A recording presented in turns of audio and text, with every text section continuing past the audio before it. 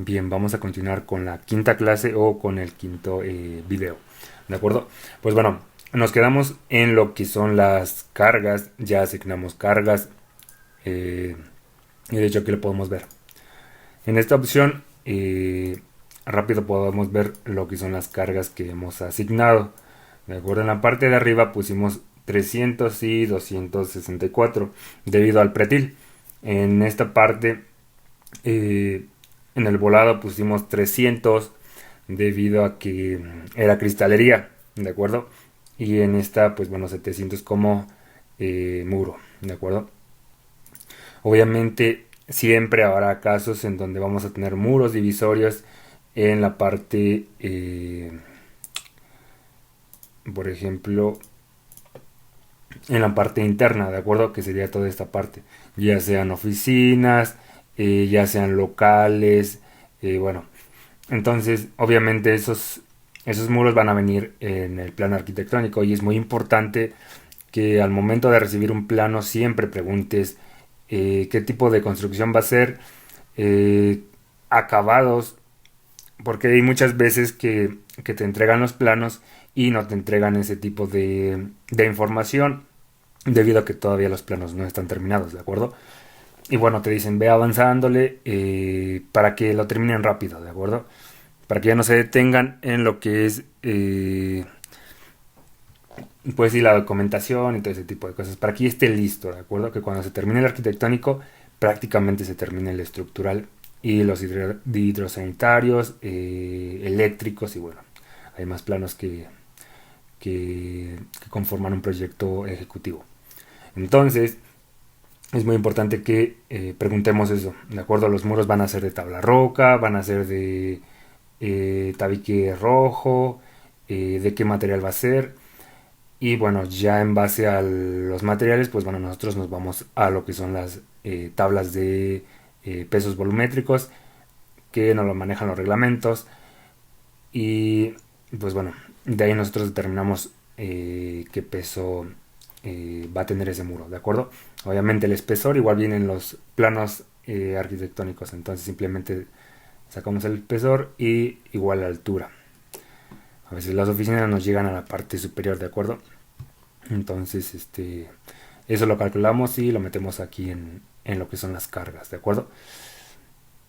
Hay otra opción en donde las normas nos permiten eh,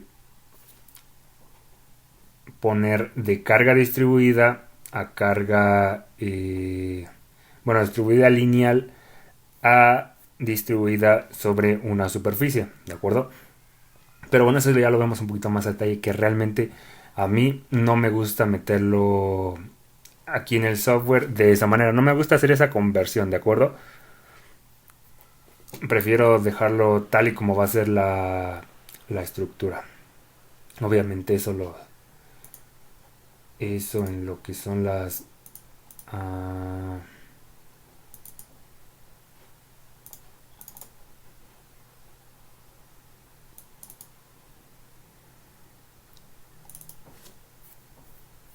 en lo que son las hojas de Excel y que damos en el curso de cálculo estructural de casa habitación, pues bueno, los incluimos ahí. Y explico esa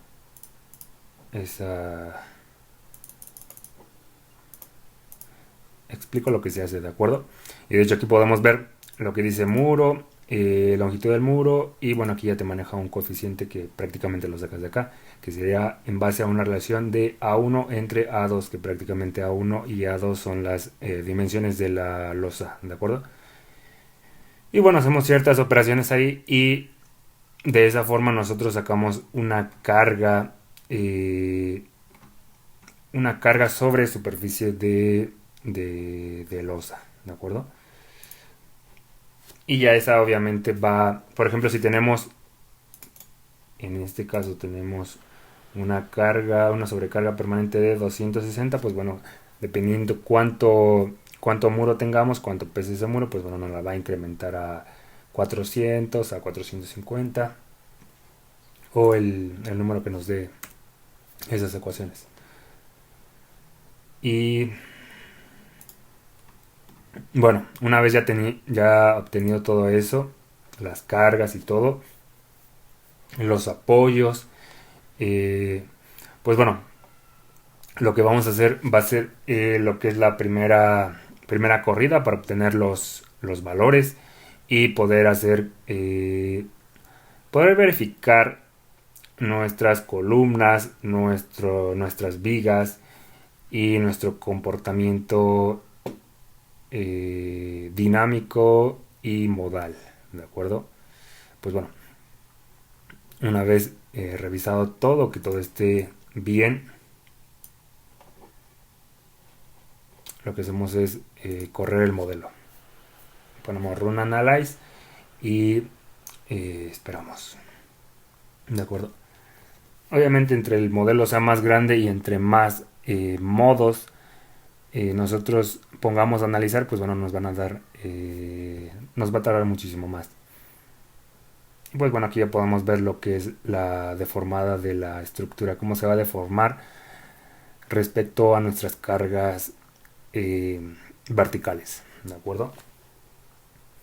Pues bueno, aquí vemos que en nuestro volado tenemos un desplazamiento de 0.36 centímetros. Debido a que nosotros configuramos las unidades, las pusimos en centímetros en desplazamiento, pues bueno, nos maneja aquí que UZ es igual a menos 0.36. Obviamente esos desplazamientos se incrementan por el factor Q que nosotros agregamos en lo que es el sismo, ¿de acuerdo? Y, por ejemplo, verificamos y aquí tenemos un factor sísmico de 2, ¿de acuerdo? Entonces, cuando nosotros analizamos lo que son los desplazamientos, ojo, aquí hay otra cosa importante que bueno, en el reglamento te dice no debes de dejar la construcción, eh, debes dejar la construcción al menos 5 centímetros de separación de tu terreno, ¿de acuerdo? Entonces son 5 centímetros de la construcción tuya y son 5 centímetros de la construcción de él, entonces prácticamente son 10 centímetros de separación. A menos que los desplazamientos de la edificación nos digan otra cosa, ¿de acuerdo? Nos den desplazamientos mayores. ¿Qué pasaría si yo tengo desplazamientos en este punto de 10 centímetros? Pues bueno, lo que uno tiene que hacer es que al menos esa tenga 10 centímetros de separación para que no choque con el otro edificio, ¿de acuerdo? Y lo podemos ver obviamente aquí en lo que es la deformada. Aquí en la deformada obviamente son simplemente cargas verticales. Esta deformada que nos está dando de 0.44 centímetros es en base a esta carga, únicamente a la carga muerta, ¿de acuerdo? Podemos poner sobrecarga permanente, el sismo en Y o el sismo en X y nos va a dar una deformada. Si se dan cuenta, nos da una deformada en UY de 1.48 centímetros, ¿de acuerdo? Y en UX de 7.22 centímetros. Entonces es a lo que me refería. Por ejemplo, aquí en esta ya tenemos una deformación de 7.22 centímetros. Entonces ya chocaría con el otro edificio si lo dejamos 5 centímetros. ¿De acuerdo? Y obviamente eso es algo peligroso para ambos edificios. Ya que, por ejemplo, si este edificio choca al otro edificio y choca en una zona en donde, por ejemplo, choquen a la mitad de la columna, pues bueno, va a fallar ahí, ¿de acuerdo? Entonces, prácticamente hay que revisar estos desplazamientos y, este, y bueno, dejar la separación que nos haya dado, ¿de acuerdo? Por ejemplo, 7.22. A ver, para los que pusieron atención, ¿de acuerdo? ¿Cuál es el desplazamiento real de esta edificación? ¿Cuál es el desplazamiento máximo en UX? Viendo estos valores. 7.22, 1.48. ¿Qué valor? Bueno, para aquellos que pusieran atención, es UX por el factor del sismo, que sería la Q, ¿de acuerdo? Entonces sería UX por Q. Y eso nos da un valor de 14.44. Esa es la separación que nosotros debemos de dejar de un edificio a el otro edificio. ¿De acuerdo?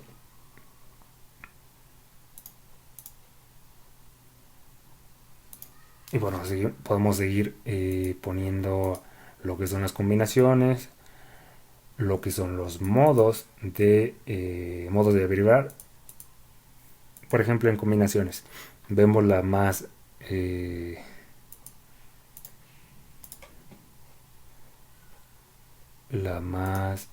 crítica, y aquí vemos cómo se deforma la estructura, ¿de acuerdo? Aquí podemos ver. Obviamente esta es una referencia y es una muy buena referencia. Cuando tú estás analizando, ves si la deformación coincide con lo que tú ya tienes en tu mente, de acuerdo con lo que tú ya sabes. Y esto es lo que hace la diferencia entre un estructurista y un dibujante, ¿de acuerdo?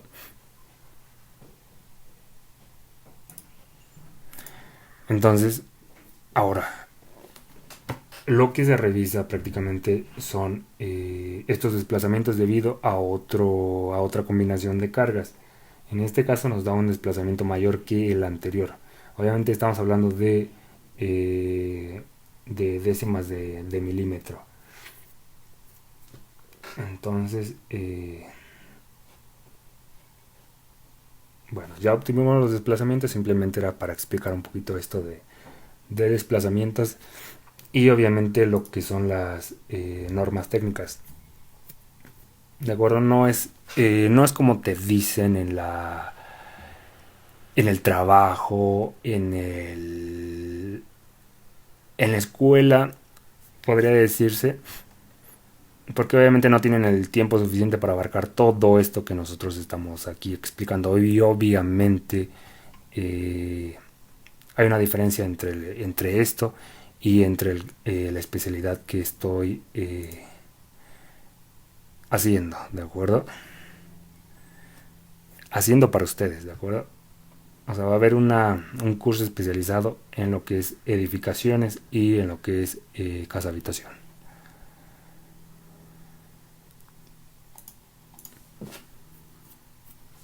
Y bueno, igual podemos determinar lo que son los desplazamientos al centro de la viga y verificar esos desplazamientos con los desplazamientos máximos que nos pide el reglamento.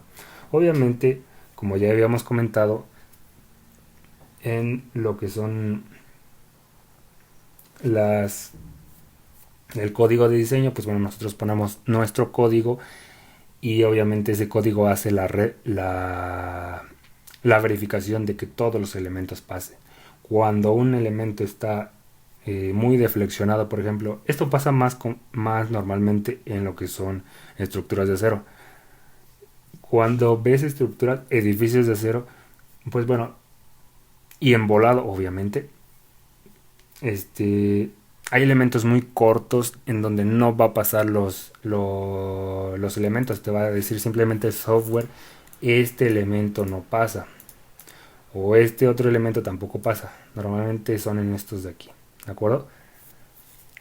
Y tú estás, cuando aún no entiendes bien esto, estás como obviamente como preguntándote por qué falla, ¿de acuerdo? Y después revisas los desplazamientos y te das cuenta que el problema no es el elemento que no soporte la carga, sino es el desplazamiento de ese o la deformación de ese elemento. Y obviamente ahí hay soluciones que uno utiliza, ¿de acuerdo? Y bueno, ahora lo que hacemos es revisar lo que son los modos de vibrar y revisamos el análisis, los resultados y los resultados modales. Después de resultados modales nos vamos a la participación de las masas, ¿de acuerdo? Eso y a la vez igual revisamos lo que son las reacciones en las bases. Esto para verlo a grandes rasgos cómo va nuestra estructura, ¿de acuerdo?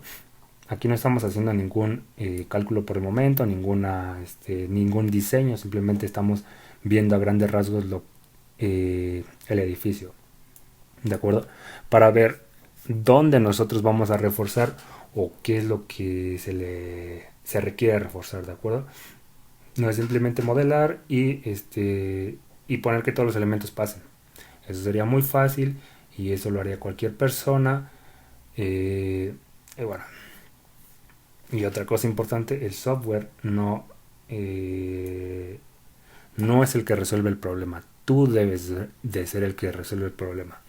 ¿De acuerdo? El software no te va a decir, a ver, ¿cómo lo vas a modelar? Las, por ejemplo, aquí, lo que estábamos explicando.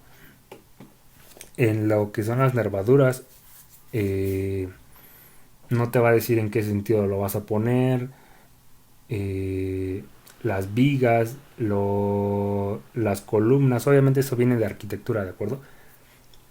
Pero igual no te va a decir si es una viga o una columna alargada, o si vas a necesitar algún muro de concreto para reducir lo que es el periodo de vibrar.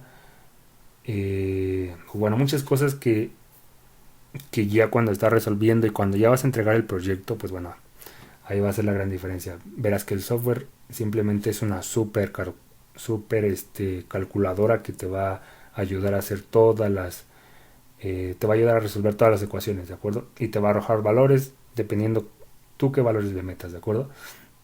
Entonces ese es el punto. Hay gente que luego me pregunta en el curso, yo necesito nada más esto, yo necesito nada más las hojas de Excel y con eso resuelvo todo. No. Y de hecho el que quiere comprar las hojas de Excel que me ha preguntado que si vendo mis hojas de Excel, no las vendo. Yo no vendo hojas de Excel, yo vendo el curso, ¿de acuerdo? Porque una hoja de Excel es como instálate este software que estoy utilizando ahorita o instálate cualquier software y mete los valores y que te dé las respuestas que no sabes si están bien, ¿de acuerdo? Entonces yo no vendo las hojas porque las hojas no sirven de mucho, es como este software. Si tú no sabes utilizar este software, no sirve de nada que sea el software más completo, ¿de acuerdo? Que sea el software plus, el software no lineal. Bueno, hay otro software que prácticamente es el mismo de ETABS, pero obviamente va haciendo más cálculos más. Te permite hacer más elementos, penar más elementos, hacer cálculos no lineales. Y bueno, los software van viniendo más completos. Obviamente el costo incrementa, ¿de acuerdo? Entonces no importa que tengas el software de ETABS de la gama más alta si no sabes utilizarlo, ¿de acuerdo? Entonces por eso para las personas que me preguntan de las hojas, pues bueno, no las vendo. No es mi objetivo venderte hojas. Si quieres hojas, descárgalas de internet y revísalas. Y vas a ver que cuando lo hagas, eh, es como si no lo hubieras hecho, como si no hubieras descargado nada. Te lo digo por experiencia. Yo pasé ese momento en donde yo quería las hojas y, y quería calcular con las hojas de los otros estructuristas y listo. Y no es así, no tuve que hacer las mías y pues eso. Es lo mismo con el software. Es lo mismo. Quería que alguien me dijera cómo hacerlo cómo meterle valores y listo, ¿no? Y al final te das cuenta que cuando vas a hacer algo complejo, no basta con saber utilizar un software o meter valores. Entonces, por eso es que ofrezco estos cursos más especializados en donde explico por varias horas pues así cómo determinar los valores, entre qué rangos debes de estar más o menos, aproximadamente, ¿de acuerdo? Obviamente esos son valores de referencia, no son valores que no son leyes, ¿de acuerdo? Simplemente es una recomendación. Pero no me quiero meter más en eso y vamos a seguir lo que es este pequeño mini curso. Entonces, vemos aquí lo que es la carga muerta, carga viva, sobrecarga permanente y vemos la carga total de cada uno de las cargas, ¿de acuerdo? Y bueno, aquí vemos lo que son las combinaciones. Estas combinaciones ya vienen con lo que es los factores, ¿de acuerdo? Aquí podemos ver lo que son las deflexiones. Como vimos al principio, las deflexiones es una combinación, pero una combinación en donde solo incluye la carga muerta, carga viva y sobrecarga permanente. Estas tres. Entonces, si yo sumo estas tres, me va a dar esta carga. Y esta carga de deflexiones, así yo la catalogué, ¿de acuerdo? Tú puedes ponerle carga total, pero yo la pongo a deflexiones. ¿Por qué? Porque así es como se determinan las deflexiones, con cargas de servicio. ¿De acuerdo? Si tú determinas deflexiones con cargas últimas, con cargas de, pues sí, últimas, o de diseño, algunos lo conocen así, pues bueno, te van a dar elementos muy muy grandes y obviamente se va a hacer muy costosa la construcción y se va a hacer muy muy robusta, ¿de acuerdo? Entonces lo que nos dice el software que hasta el momento lo que hemos metido, la estructura pesa 1649 toneladas, ¿de acuerdo? Eso es lo que pesa la estructura. Es prácticamente lo que va a pesar. Obviamente falta lo que es la cimentación, el firme y pues prácticamente ya. Es lo único que nos falta. Pero en sí es lo que va a pesar la estructura. ¿De acuerdo? Va a depender la cimentación de qué vaya a ser. Si es a base de pilotes, a base de losa maciza, a base de zapatas corridas, de zapatas aisladas. Pues bueno, eso va a depender del estudio de suelos, ¿de acuerdo? Va a depender principalmente de la capacidad de carga, ¿de acuerdo? Si la carga es baja, si la capacidad de carga del suelo es baja, pues definitivamente nosotros debemos de cubrir eh, esa carga, esa reacción, ¿de acuerdo? Por ejemplo, para poner números. La capacidad de carga de este terreno es de 7 toneladas o de 10 toneladas sobre metro cuadrado. Pues bueno, ahí decimos que es una carga baja del suelo, ¿de acuerdo? Entonces, obviamente esta estructura es muy probable que sea a base de losa maciza o a base de pilotes, ¿de acuerdo? Va a depender de, como te digo, de la resistencia. Si nosotros hacemos números aquí, super flash, habíamos dicho que pesa 1649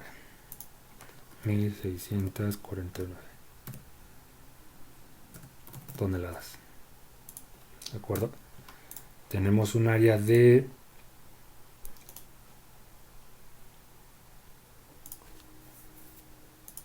bueno, aquí vamos a ver cuál es el área de 18 por 21, que serían Ok, ok. 18 por 21.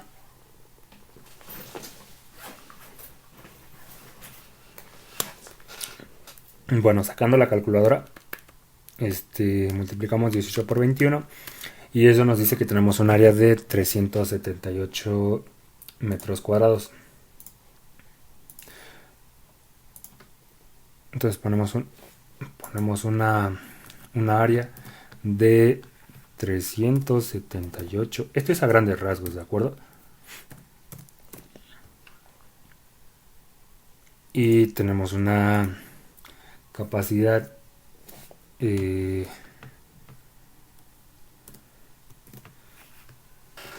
terreno que sería QA, que es capacidad admisible, de 8 toneladas sobre metro cuadrado. Obviamente este es como es un predimensionado, ¿de acuerdo? Depende de más factores. Depende de la compresibilidad. Depende de muchas cosas, no es simplemente calcular así una losa como tal, ¿de acuerdo? No es así de simple. Hay que meter más números en esta revisión. Pero bueno, a grandes rasgos, uno dimensiona o predimensiona qué tipo de cimentación necesitamos ahí, ¿de acuerdo? Si no pasa esto, es obvio que necesitamos pilotes. Si pasa, pues podemos utilizar esta o pilotes. Entonces ponemos 1649 entre 378. Estamos hablando de una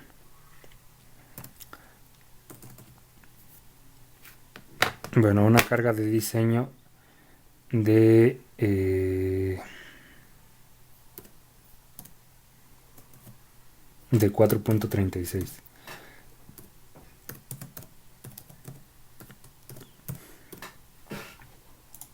Entonces, al nosotros hacer este tipo de pequeña demostración, pues bueno, podemos optar por esta opción, ¿de acuerdo? Vemos que el Q admisible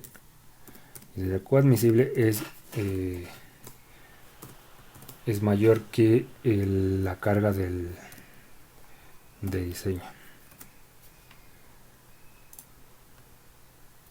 Y de esa forma podemos poner que está bien.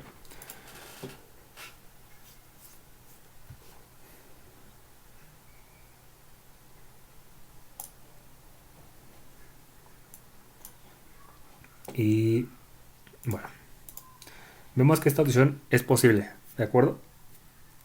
Ahora, me vas a preguntar, pero hay una carga de diseño, ¿no? O sea, una carga última. Una carga última, ¿de acuerdo? Y esta carga última va a ser mayor que esta, ¿de acuerdo?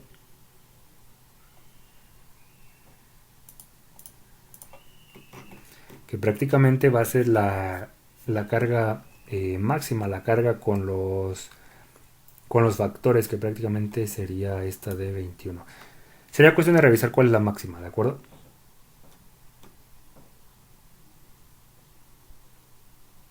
Que revisando sería esta. Sería 2115. 2115 toneladas. ¿De acuerdo? Pero esta carga. Esta es la carga con. A ver. Carga con factores.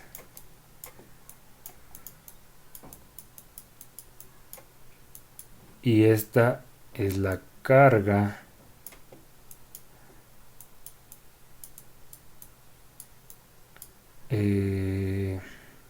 carga de servicio. ¿De acuerdo? Entonces, para nosotros dimensionar lo que es la la cimentación, utilizamos lo que es esta, ¿de acuerdo? Pero ¿qué va a pasar? ¿Qué va a pasar? Bueno, si tú te preguntas qué va a pasar cuando las cargas de diseño excedan, pues obviamente esa carga, ¿qué pasa? ¿Y qué es lo que va a ocurrir? Obviamente, eso va a ocurrir, ¿de acuerdo? ¿Va a fallar la estructura o no? La pregunta aquí es, ¿va a fallar o no? Obviamente para contestar esa pregunta, perdón, hay que haber leído, ¿de acuerdo? ¿Qué va a pasar? Obviamente estamos considerando un Q admisible, ¿de acuerdo? Y un Q admisible tiene factores, estamos hablando de la capacidad del terreno, que sería Q última, o sea, esto es cuando falla el terreno, a base de pruebas, triaxial o una simple. Obviamente para edificios grandes pues no puedes hacer simplemente la simple, tienes que hacer una triaxial y bueno, hacer más pruebas, ¿de acuerdo? De refracción sísmica, para sacar los periodos y bueno, hay muchísimas más pruebas que estos se encargan los geotecnistas, ¿de acuerdo? Y bueno, esta obviamente tiene un factor, normalmente es de 3 o se multiplica el Q último, esto lo dicen las normas, ¿de acuerdo? Sería cuestión de revisarlas por 0.35, ¿de acuerdo? Entonces por eso las normas nos permiten utilizar este valor para diseño de la cimentación. Y para el diseño del acero, pues obviamente este sí va a ser a fuerzas de que sería la carga última, la carga máxima de la estructura, ¿de acuerdo? Obviamente con momentos últimos, obviamente esos momentos se van a dar en base a lo que es el sismo, ¿de acuerdo? Y de esa forma se diseña lo que es una cimentación de zapata corrida, zapata aislada, losa de cimentación y pues bueno,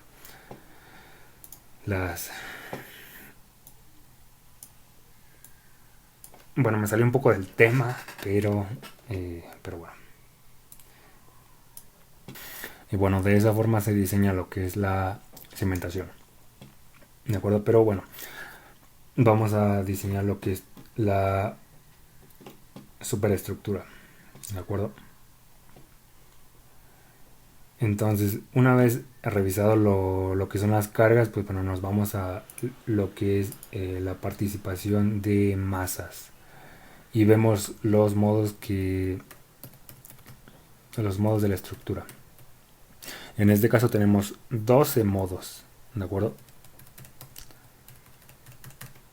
Si nosotros leemos las normas, nos dice que la participación debe cumplir al menos el 90%, ¿de acuerdo? De masas. O sea, quiere decir que debe de participar el 90% de toda la carga. Si no, no es un análisis válido, ¿de acuerdo? ¿Y dónde verificamos ese valor? Pues bueno, aquí tenemos lo que son la participación, obviamente en porcentaje, que sería el 85% está concentrado en el primer modo, ¿de acuerdo? En el segundo modo, esto en Y, en el segundo modo, en X, participa el 81%. Si nosotros sumamos todos estos modos, debe de ser mayor al 90%, ¿de acuerdo? Sumar todo este lado. Al final tenemos que tener la sumatoria de todo esto debe ser al menos del 90%. Igual sumar todo este lado y debe de ser de al menos el 90%, ¿de acuerdo? Y pues bueno, obviamente aquí el software ya nos da lo que es la sumatoria. Aquí dice sumatoria en X, obviamente se va sumando. Y vemos que al final de los 12 modos tenemos más del 90%, incluso llegamos al 99% de participación, ¿de acuerdo? Eso en las dos direcciones. Prácticamente lo que te dice el reglamento es, se debe de hacer el análisis en dos direcciones perpendiculares entre sí, ¿de acuerdo? Entonces aquí en este caso es X y Y. Puede estar con un cierto grado con un cierto ángulo de rotación. El punto es de que debe de cumplir que sean perpendiculares entre sí, ¿de acuerdo? Y también revisamos lo que es la torsión, ¿de acuerdo? Y la torsión la revisamos en lo que es RZ, que prácticamente sería torsión de esta forma, ¿de acuerdo? Como si la estructura fuera un tornillo y esto rotara, ¿de acuerdo? RZ. Obviamente tiene más torsiones este edificio, que serían en UX y en UY y en UZ, ¿de acuerdo? Entonces verificamos que la torsión en UZ sea mayor al 90%, ¿de acuerdo? Y aquí vemos que tenemos el 99.5%. Entonces, por lo cual vemos que a grandes rasgos esta estructura se ve bien. No hace falta agregarle modos de vibrar, ¿de acuerdo? No hace falta que le agreguemos más. Hay casos en donde las estructuras son muy grandes, son muy con muchos elementos. Obviamente entre más elementos va a necesitar más modos